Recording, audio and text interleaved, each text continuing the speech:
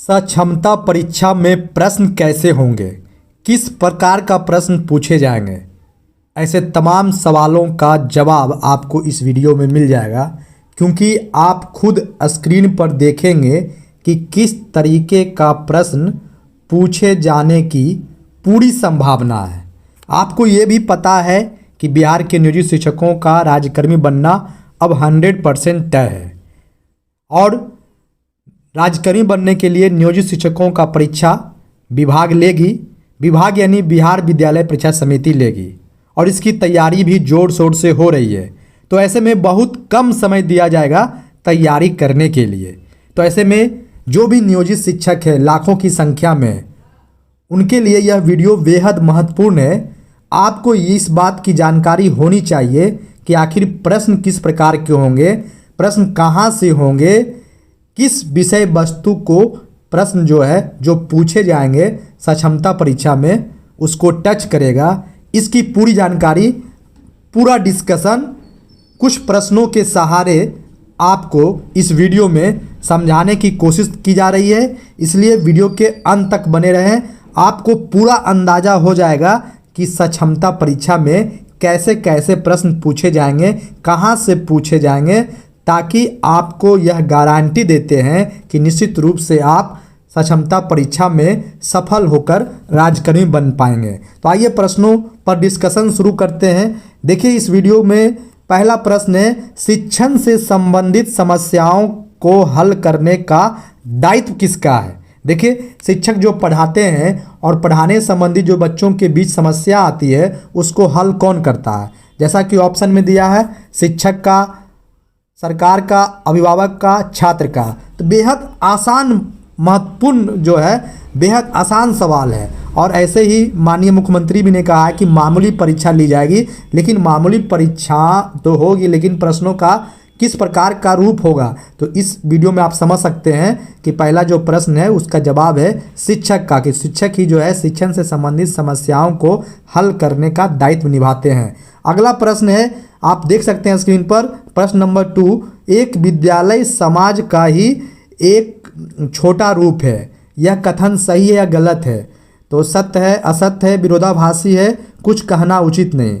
तो एक विद्यालय समाज का ही छोटा रूप है, यह कथन सत्य है। क्यों सत्य है? क्योंकि समाज में ही विद्यालय होता है और समाज में विद्यालय का एक महत्वपूर्ण रोल होता है। और एक छोटा रूप में ही सही, लेकिन यह बड़ा काम समाज के लिए करने में सक्षम होता है।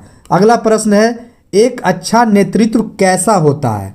तो आप देख सकते हैं एक अच्छा नेतृत्व प्रजातांत्रिक होता है, तानाशाही होता है, समूह आधारित होता है और प्रभावी होता है। तो इसमें देख सकते हैं कि 3 ऑप्शन निगेटिव है। अच्छा नेतृत्व कब होगा? जब सकारात्मक बातें होगी। तो सकारात्मक बातें प्रश्न ऑप्शन 3 में है समूह आधारित। देखिए इस बात को समझना होगा, लॉजिक लगाना होगा, अपने सेंस को जगाना होगा।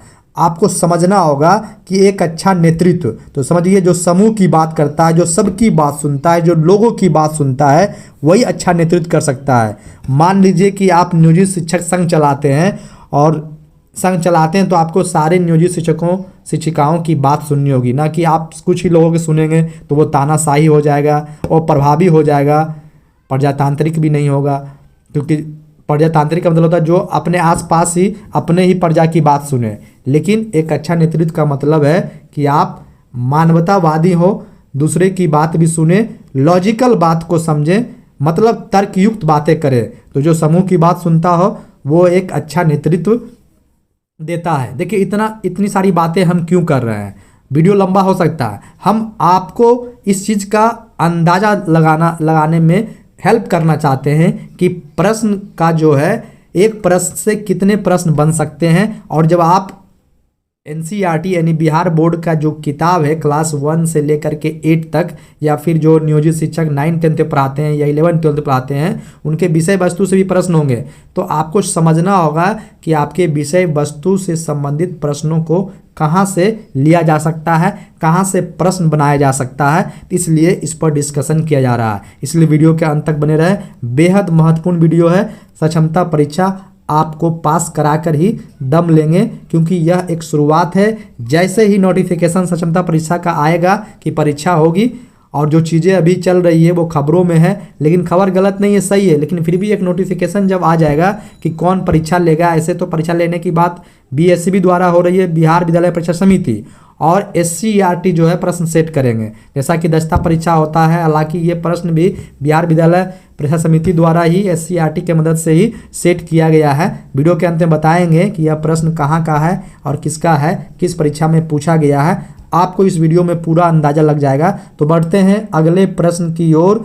स्कूलों में गठित बाल संसद के जल एवं पर्यावरण मंत्री का कार्य होता है। देखिए, आपके स्कूल से संबंधित है, आपके स्कूल का जो नियम कायदे हैं उससे संबंधित है। इसका ऑप्शन है विद्यालय के उपस्कर का ध्यान रखना, प्राथमिक उपचार किट को संधारित करना, आयरन की गोली का वितरण करना, स्वच्छ पेयजल एवं फुलवारी का ध्यान रखना। देखिए, सारे ऑप्शन को पढ़कर ही आप परीक्षा में जवाब दें तो बेहतर होता है। वैसे भी प्रश्न में ही जल एवं पर्यावरण मंत्री का बात किया गया है, तो निश्चित रूप से स्वच्छ पेयजल एवं फुलवारी का ध्यान रखना इसमें महत्वपूर्ण होगा। कभी कभी होता है कि एक से ज़्यादा ऑप्शन होंगे, तो उसके लिए आपको लिखा रहेगा 2 से अधिक, 3 से अधिक या उपयुक्त सभी, लेकिन बाकी जो 3 ऑप्शन है उससे बाल संसद के जल एवं पर्यावरण मंत्री से संबंधित कुछ भी नहीं है, इसलिए चौथा ऑप्शन सही होगा। बढ़ते हैं अगले प्रश्न की ओर। विद्यालय के चेतना सत्र में समानता होता है, प्रार्थना, समाचार, वाचन एवं प्रेरक प्रसंग, व्यायाम, सभी चीज़ें होती है, तो इसका आंसर जो होगा ऑप्शन 4 होगा। बढ़ते हैं अगले प्रश्न की ओर। प्रश्न नंबर 6, विद्यालयों में खेल घंटी प्रायः होती है, तो निश्चित रूप से ये आप जान सकते हैं कि अंतिम घंटी में होती है। तो जो ऑप्शन में देख सकते हैं आप, चेतना सत्र के पहले नहीं होगा ये सही आंसर, चेतना सत्र के ठीक बाद ये भी सही आंसर नहीं है, मध्याह्न भोजन के पहले ये भी सही आंसर नहीं है, आखिरी घंटी में, यानी खेल की घंटी जो विद्यालय में होती है वो अंतिम में होती है, यानी आखिरी घंटी में। तो चौथा नंबर सही है, ऑप्शन नंबर 4 आखिरी घंटी में सही होगा। अगले प्रश्न की ओर बढ़ते हैं। शिक्षा में सुधार किस प्रकार संभव है? तो देखिए, बाकी ऑप्शन को आप पढ़ सकते हैं, स्क्रीन पर सारी चीज़ें आपको दिखाई दे रही होगी। पहला ऑप्शन है अच्छे से अच्छे शिक्षकों की नियुक्ति कर। जो ऑप्शन है उस पर भी निर्भर करता है कि आपके ऑप्शन में क्या क्या चीज़ें लिखी हुई है। दूसरा ऑप्शन है शिक्षा पदाधिकारियों को बदलकर, मूल्यांकन कार्य को समाप्त कर, इनमें से कोई नहीं। तो 3 ऑप्शन तो ऐसे ही हट गया, होगा ही नहीं। तो पहला होगा अच्छे से अच्छे शिक्षकों की नियुक्ति कर, शिक्षा में सुधार संभव है, ये चीज़ें आपको जाननी है।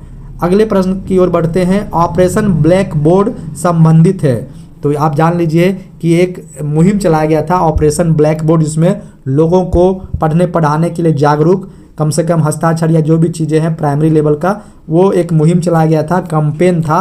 तो ये शिक्षा से संबंधित है, ये इस बात को याद रखिए। कई सारे एग्जाम में भी ये प्रश्न को पूछे जाते हैं, ऑपरेशन ब्लैक बोर्ड। चूँकि आप शिक्षक का संबंधित परीक्षा दे रहे हैं, इसलिए शिक्षा से संबंधित बहुत सारे प्रश्न होंगे। एससीईआरटी का फुल फॉर्म क्या होता है, बीएससीबी का फुल फॉर्म क्या होता है, और आरटी राइट टू एजुकेशन का फुल फॉर्म क्या होता है, यानी शिक्षा से संबंधित राइट टू एजुकेशन लागू कब हुआ, ये ऐसे सभी प्रश्नों को आपके सक्षमता परीक्षा में शामिल किया जा सकता है। उससे संबंधित चीज़ें प्रश्नों में पूछे जा सकते हैं, इसलिए इस बात का ध्यान रखें कि शिक्षा से संबंधित जो भी कॉमन जानकारी है, कॉमन नॉलेज है, यू ऑल मस्ट नो।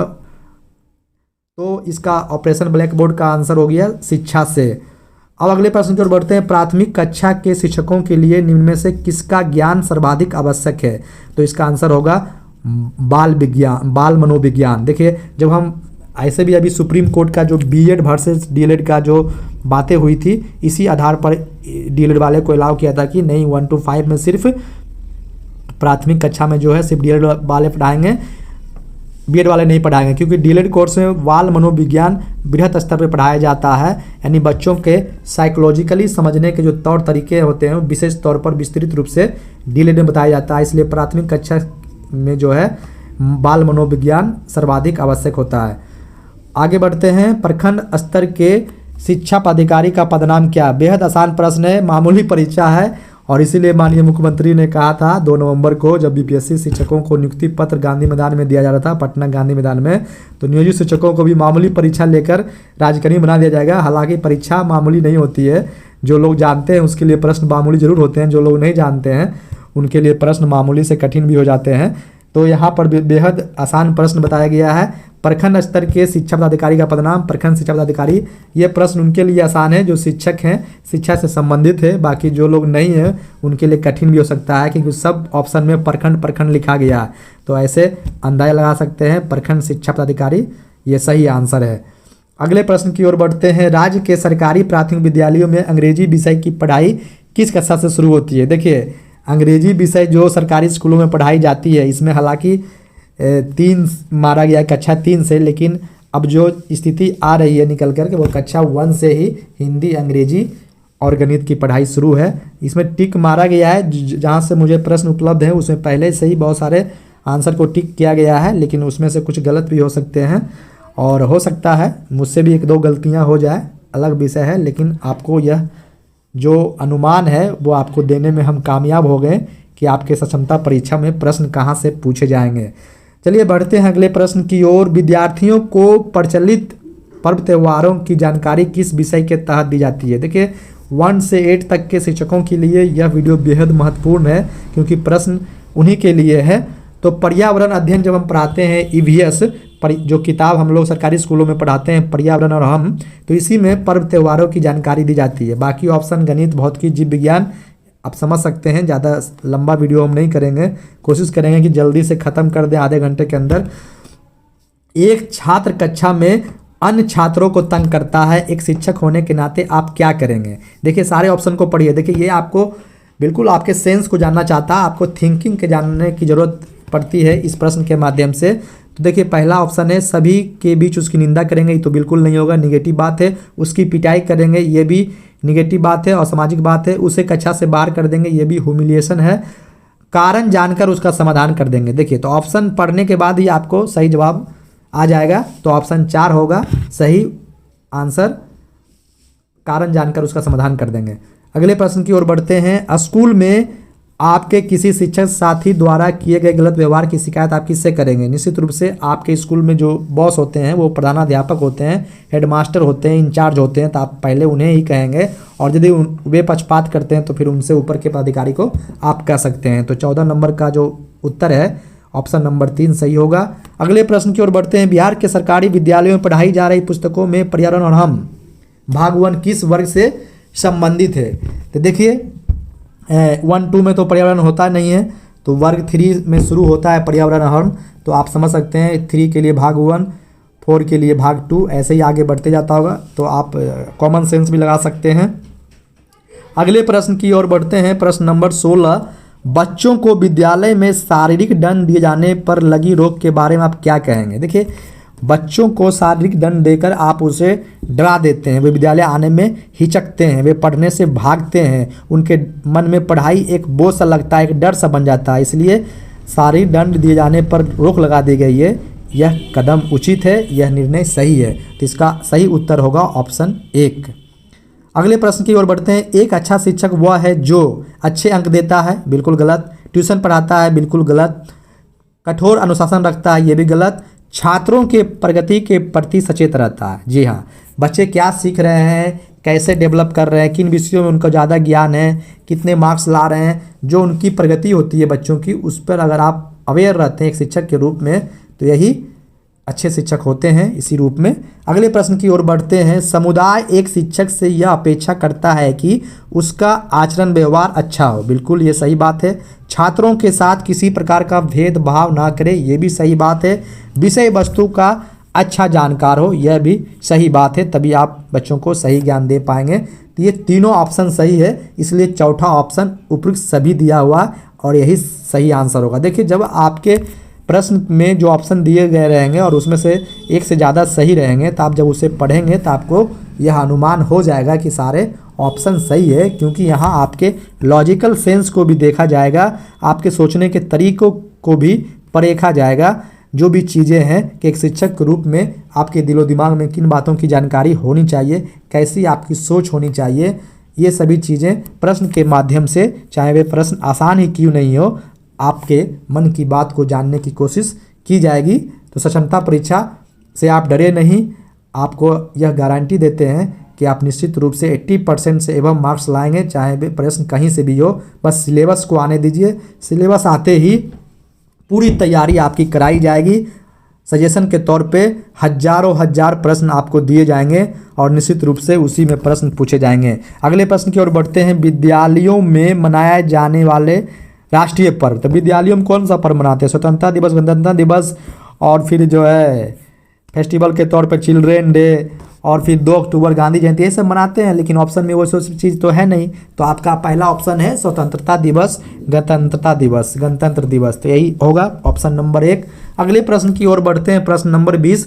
कक्षा में पढ़ाने से पहले पाठ की योजना बनाना एवं उसके अनुरूप प्रबंध कर लेना एक शिक्षक के लिए हमेशा जरूरी है। निश्चित रूप से जब आप किसी चीज़ की तैयारी करके जाते हैं तो आप उस कार्य को बेहतर ढंग से करने में सक्षम होते हैं। तो इसका ऑप्शन 1 सही होगा। अगले प्रश्न की ओर बढ़ते हैं। एक शिक्षक का अपने साथ काम कर रहे शिक्षकों के प्रति किस प्रकार का भाव रखना चाहिए? देखिए, निश्चित रूप से जहां आप काम करते हैं, जिस विद्यालय में आप पढ़ाते हैं, वहां एक से अधिक लोग होते हैं, एक से अधिक शिक्षक शिक्षिका होते हैं। तो निश्चित रूप से एक दूसरे के प्रति सहयोगात्मक भावना होनी चाहिए, एक दूसरे के प्रति सहयोग की भावना रखनी होगी। बाकी जो ऑप्शन है वो बिल्कुल सही नहीं है, आप देख सकते हैं। तो यहाँ पर 21 का आंसर ऑप्शन 3 होगा। अगले प्रश्न की ओर बढ़ते हैं। आकस्मिक अवकाश की मंजूरी हेतु शिक्षक को आवेदन किसे देना चाहिए? आप जान रहे हैं कि आपके नियमावली में यह बात का जिक्र है कि आप अपना शिक्षक जो है प्रधानाध्यापक, प्रधान शिक्षक को आवेदन देकर CL स्वीकृत करा सकते हैं। तो ऑप्शन 1 सही होगा। अगले प्रश्न की ओर बढ़ते हैं। अपने प्रारंभिक स्कूलों में विज्ञान विषय की पढ़ाई अलग से किस वर्ग में शुरू की जाती है? देखिए, आप 1 to 5 तक के शिक्षक होंगे तो आप जानते होंगे कि 4 ही विषय पढ़ाया जाता है, हिंदी, अंग्रेजी, गणित, पर्यावरण और हम। और जैसे ही कक्षा 6 में जाते हैं तो वहाँ पर साइंस अलग हो जाता है, विज्ञान जो है EVS से अलग हो जाता है। तो कक्षा 6 में जो है विज्ञान विषय की पढ़ाई शुरू हो जाती है। तो कक्षा मतलब जो है 23 का आंसर 1 होगा, ऑप्शन 1। अगले प्रश्न की ओर बढ़ते हैं। शिक्षण एक पारस्परिक क्रिया है। जी हाँ, जब हम टीचिंग करते हैं तो उसके लिए शिक्षक का होना जरूरी है, बच्चों का होना जरूरी है। तो छात्र और शिक्षक के बीच ये एक आपसी क्रिया है। दोनों जब रहेंगे तभी शिक्षण होगा। पढ़ने वाला भी चाहिए और पढ़ाने वाला भी चाहिए। तो ऑप्शन 1 सही होगा। 24 का ऑप्शन 1। स्क्रीन पर आप ध्यान से देखिए, सारी चीज़ों को लिखा हुआ है, वो आप देख सकते हैं। मैं पढ़कर सारी चीज़ों को डिस्कस कर रहा हूँ। प्रश्न 25। कक्षा में आपके पूछे गए एक कठिन प्रश्न का उत्तर जब कोई विद्यार्थी देता है तो आप क्या करेंगे? उसे बैठ जाने को कहेंगे? बिल्कुल नहीं। उसे फटकार लगाएंगे? बिल्कुल नहीं। उसे शाबाशी देंगे, यही आंसर होगा। जब कठिन प्रश्न का जवाब कोई बच्चा देगा तो उसका हम तारीफ करेंगे, उसे शाबाशी देंगे, वेल्डन कहेंगे, यही आंसर होगा। यानी ऑप्शन 3, 25 का 3 सही होगा। अगले प्रश्न की ओर बढ़ते हैं। यानी प्रश्न 26। एक अच्छा पुस्तकालय वह है जहां पुस्तकों का अधिक से अधिक क्रय हो, उपयोग हो, दुरुपयोग हो, बिक्री हो। उपयोग हो, पुस्तकालय में हम खरीदने बेचने के लिए पुस्तक नहीं जाते हैं, बल्कि वहाँ उसका उपयोग करने जाते हैं। तो जहाँ के पुस्तकालय में अधिक से अधिक पुस्तक उपयोग होंगे तो वो एक अच्छा पुस्तकालय होगा। यानी 26 का आंसर 2 होगा। अगले प्रश्न की ओर बढ़ते हैं। एक अच्छा शिक्षक साफ सफाई एवं स्वच्छता की ओर भी सजग रहता है। इस पर आप क्या सोचते हैं? यह कार्य शिक्षक का नहीं है, यह शिक्षक की इच्छा पर छोड़ना चाहिए, यह एक अच्छी बात है, इस पर ध्यान देने की जरूरत ही नहीं है। देखिए, सीधी सी बात है, इसका आंसर 3 होगा। एक अच्छा शिक्षक साफ सफाई एवं स्वच्छता की ओर भी सजग रहता है, यह एक अच्छी बात है। अगले प्रश्न की ओर बढ़ते हैं। एक शिक्षक का मुख्य कार्य है। शिक्षक का मुख्य कार्य क्या है? स्कूल में राजनीति करना, ये तो बिल्कुल गलत है, ये तो होना ही नहीं चाहिए। ट्यूशन पढ़ाना, ये भी गलत बात है। स्कूल का भवन बनाना, ये भी गलत बात है। अच्छे नागरिक तैयार करना। देखिए, वैसे भी शिक्षक को राष्ट्र निर्माता कहा जाता है, इसलिए वो नागरिक बनाने का काम करते हैं, अच्छे नागरिक बनाने का काम करते हैं। इसलिए एक शिक्षक का मुख्य कार्य है अच्छे नागरिक तैयार करना। और आपके अच्छे नागरिक, यही अच्छे नागरिक PM, DM, CM जो भी होते हैं वो बनते हैं। इसलिए शिक्षक की भूमिका सबसे ऊपर होती है, इस बात को आप जान लीजिए। सरकारें जो भी चीज़ें करें, सुविधाओं में कमी कर दे, वैल्यू नहीं दे, शिक्षकों के 50 नाम दे दे, कोई फ़र्क नहीं पड़ता। लेकिन पूरी दुनिया में, इस पूरे ब्रह्मांड में भगवान के बाद गुरु का स्थान होता है, क्योंकि गुरु जो है एक अच्छे मानव निर्माण में सबसे महत्वपूर्ण भूमिका निभाने का काम करते हैं। इसलिए इस बात को आप जानिए कि यदि आप एक शिक्षक हैं तो आपसे बेहतर कोई नहीं है, और आपसे बेहतर कोई नहीं है यह तब साबित होगा जब आप अपने जिम्मेवारियों को एक शिक्षक के रूप में बेहतर से बेहतर ढंग से निभाते हैं। तो एक शिक्षक का मुख्य कार्य है अच्छे नागरिक तैयार करना। अगले प्रश्न की ओर बढ़ते हैं। एक शिक्षक का कक्षा में कमजोर विद्यार्थियों के प्रति कैसा व्यवहार होना चाहिए? कैसा व्यवहार होना चाहिए? भेदभावपूर्ण नहीं, बिल्कुल गलत बात है। विशेष ध्यान देना, ध्यान नहीं देना, तानाशाही। एक कक्षा में कमजोर विद्यार्थी के प्रति विशेष ध्यान देना चाहिए, यानी ऑप्शन 2 होगा सही आंसर। सभी कक्षाओं में चौक, डस्टर आदि की व्यवस्था करना बाल संसद के किस मंत्री का कार्य है? शिक्षा मंत्री, खेल मंत्री, जल एवं पर्यावरण मंत्री और प्रधानमंत्री। तो देखिए ये काम शिक्षा मंत्री का है, क्योंकि शिक्षा से संबंधित है। चौक डस्टर जब होगा तभी जो है पढ़ाई होगी। तो जो शिक्षा मंत्री है उसका यह काम होता है संसाधनों का बेहतर से बेहतर ढंग में उपलब्ध कराना। अगले प्रश्न की ओर बढ़ते हैं। प्रश्न नंबर 31, होश उड़ने का अर्थ है? नींद उड़ना, बिल्कुल गलत बात है। नींद क्यों उड़ेगा भाई? नींद उड़ जाएगा तो हम सोएंगे कैसे? होश उड़ने का मतलब बहुत घबरा जाना, हैरान होना, बेहोशी होना, घबरा जाना। कहते हैं ना कि आपका होश उड़ जाएगा, देख लेना, हम जब करेंगे ना तो आपका होश उड़ जाएगा, मतलब घबरा जाओगे। और देखिए इसमें कन्फ्यूज़न भी हो सकता है, हैरान होना। यहाँ 2 ऑप्शन काफ़ी करीब का ऑप्शन दे दिया है।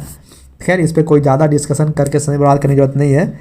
अगले प्रश्न की ओर बढ़ते हैं। मैथिल कोकिल किन्हें कहा जाता है? देखिए ये तो बिल्कुल एकदम आसान सा प्रश्न है। आप किताबों को पढ़ते होंगे तो विद्यापति को मैथिल कोकिल कहा जाता है, क्योंकि वो मैथिली भाषा में ही कविता को लिखते थे।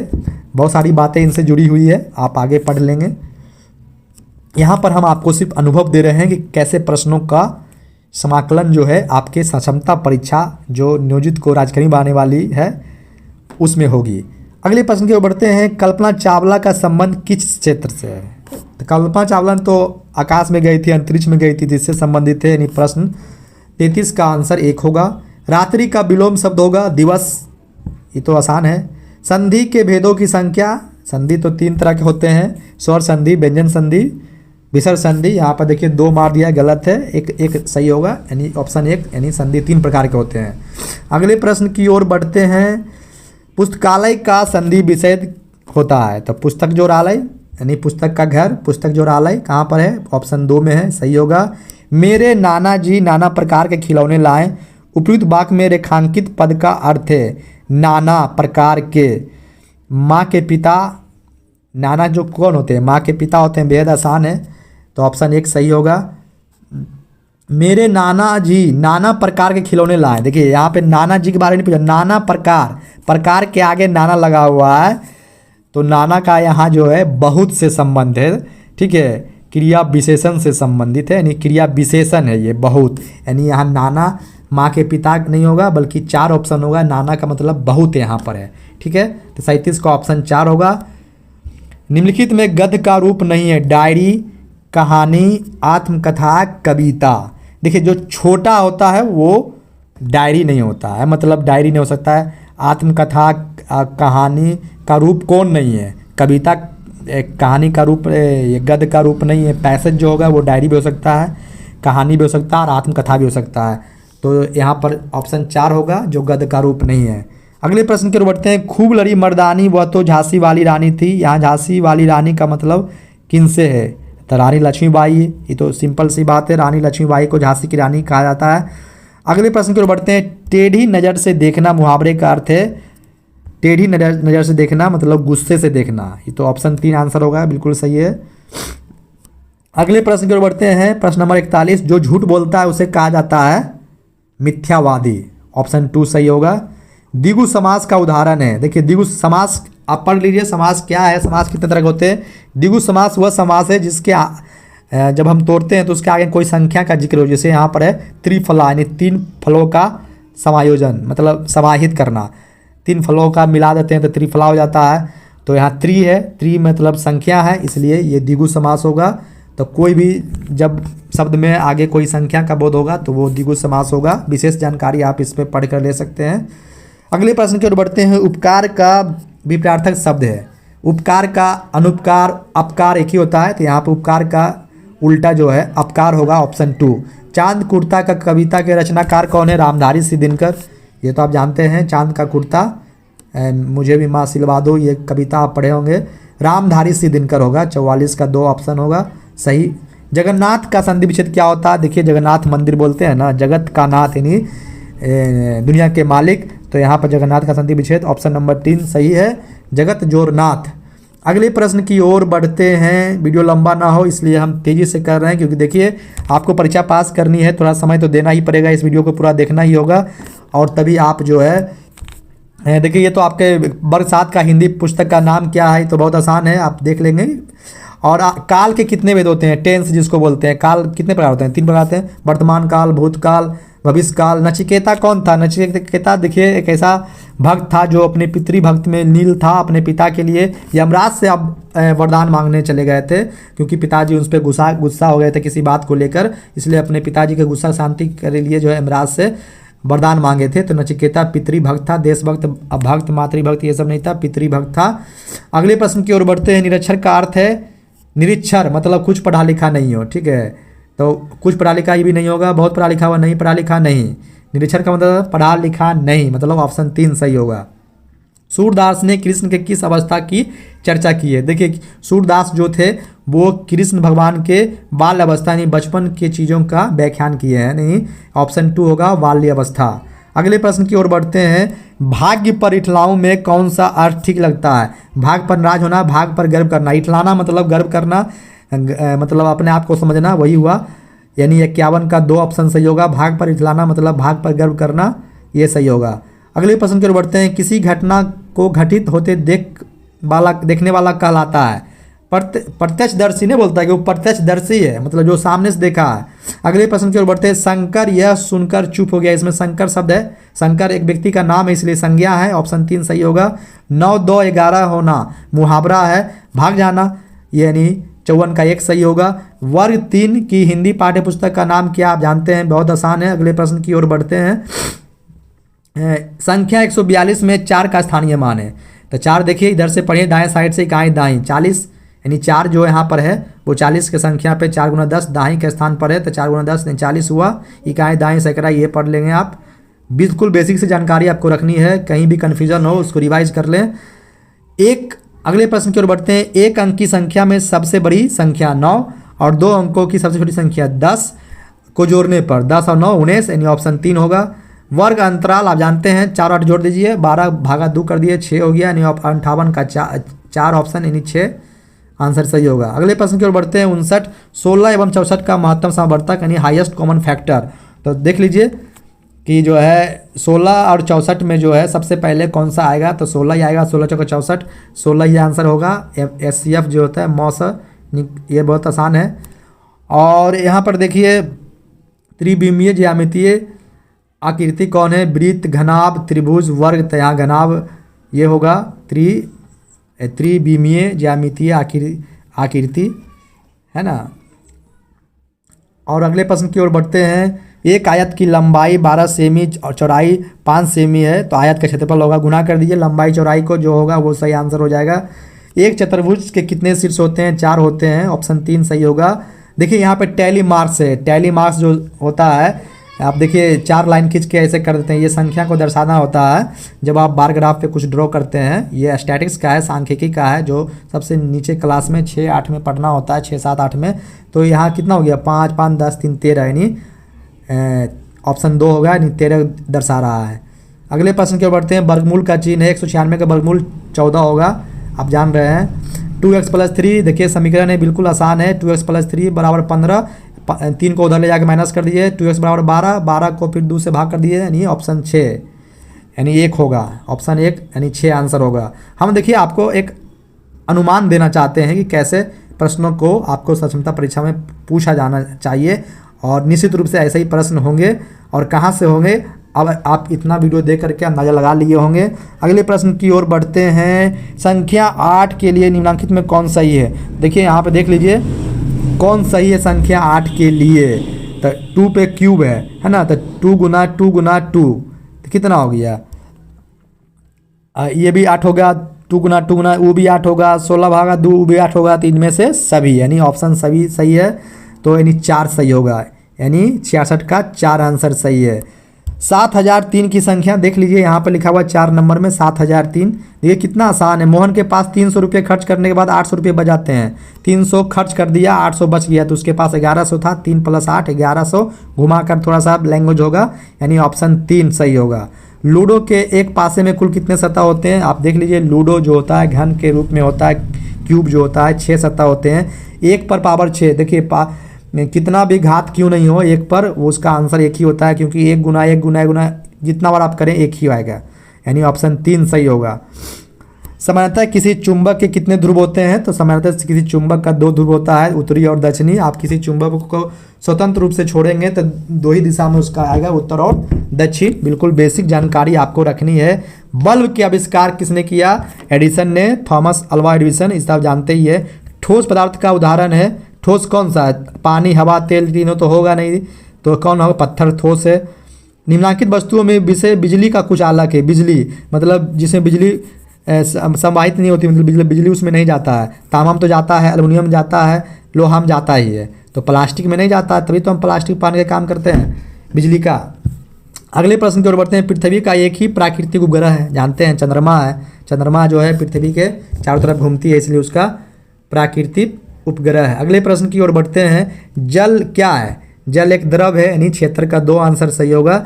अगले प्रश्न की ओर बढ़ते हैं। जल वाष्प को जल में बदलने की क्रिया को क्या कहते हैं? जल वाष्प जो है और फिर वो जल में बदल जाता है, तो आप जानते हैं बेहद आसान क्वेश्चन है, ठीक है। आपको मतलब कहीं घबराने की जरूरत नहीं है। जो चीज़ें आप अपने बच्चों को पढ़ा रहे हैं वही सब जो है आपको यहाँ पर पूछे जाएंगे। अगले प्रश्न की ओर बढ़ते हैं। सिरका में पाया जाता है, सिरका जो है उसमें एसिटिक अम्ल, ऑप्शन 2 सही होगा। टूथपेस्ट क्या है?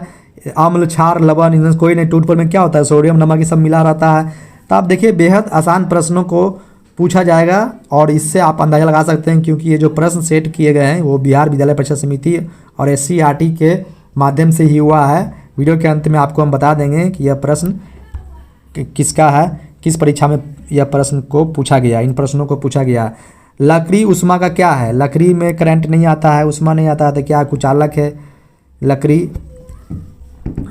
और आगे बढ़ते हैं। इनमें से किसका बीज पक्षियों द्वारा बिखरता है? बरगद का। बरगद पेड़ पर जब बैठता है तो देखते हैं पूरा छितरा जाता है, हर जगह बीज जो छितरा रहता है, कहीं कहीं बरगद का पेड़ जाता है। बच्चा देने वाला जीव कौन है? बाज, मुर्गी, छिपकली, चमगादड़। तो मुर्गी देखते हैं बच्चा देता है, बच्चा जो यार बच्चा देता है।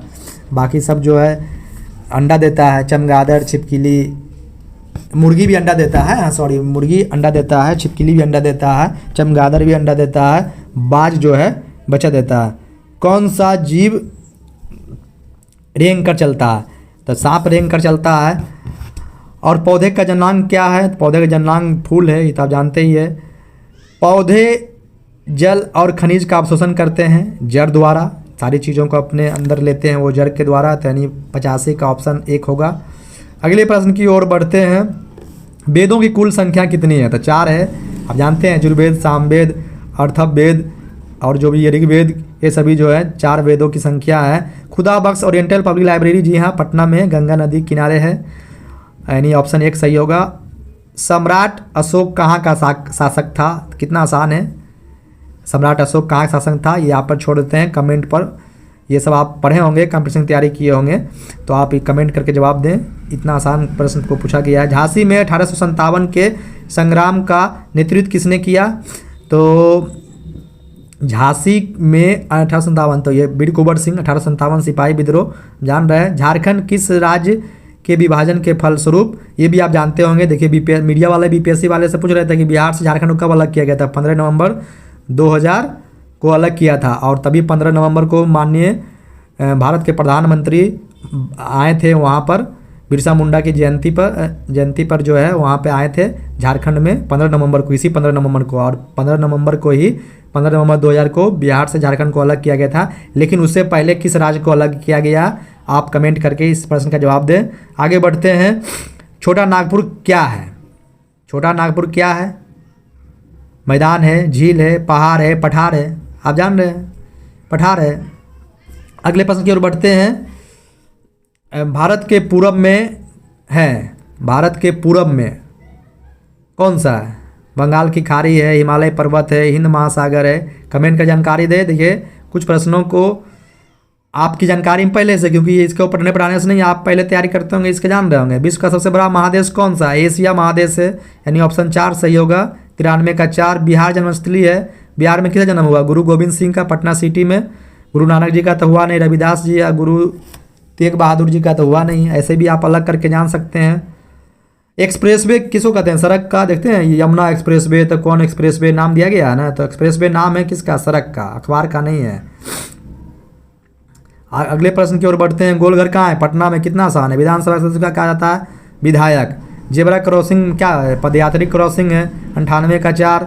सरहुल महत्वपूर्ण पर्व। देखिए सरहुल कहाँ मनाया जाता है, ये भी आपको बताना है, लेकिन हम चलिए बता देते हैं। कहिएगा सब प्रश्न को छोड़ ही रहे हैं, 2 प्रश्न छोड़ रहे हैं ताकि आप कमेंट करके जानकारी दें। कमेंट करने से अच्छा होगा। सरहुल महत्वपूर्ण पर्व है झारखंड का, झारखंड मनाया जाता है आदिवासियों द्वारा।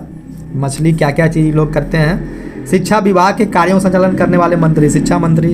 ये तो बहुत आसान है। तो देखिए कुल 35 लगभग 36 मिनट का वीडियो हो गया, और इस वीडियो से आपको हम यही समझाने की कोशिश की है कि प्रश्नों को कहाँ से लिया जाएगा, किस रूप में लिया जाएगा।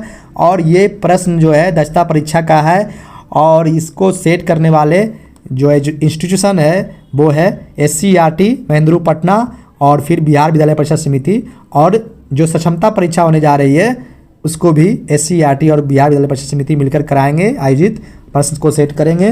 तो निश्चित रूप से आप जान लीजिए कि ऐसे ही प्रश्न सक्षमता परीक्षा में भी होने जा रहे हैं। तो घबराने की जरूरत नहीं है। टीचर जंक्शन यूट्यूब चैनल पर बने रहें, और चैनल पर यदि पहली बार आए तो चैनल को सब्सक्राइब कर बेल आइकन दबा दें। सक्षमता परीक्षा में पूछे जाने वाले तमाम संभावित प्रश्नों को आपको इस यूट्यूब चैनल पर टीचर जंक्शन पर उपलब्ध कराए जाएंगे। बस नोटिफिकेशन आने दीजिए। फिलहाल आपको एक अंदाज़ा दिए, एक अनुमान दिए, ताकि आप अपनी तैयारी अपने स्तर से शुरू कर दें।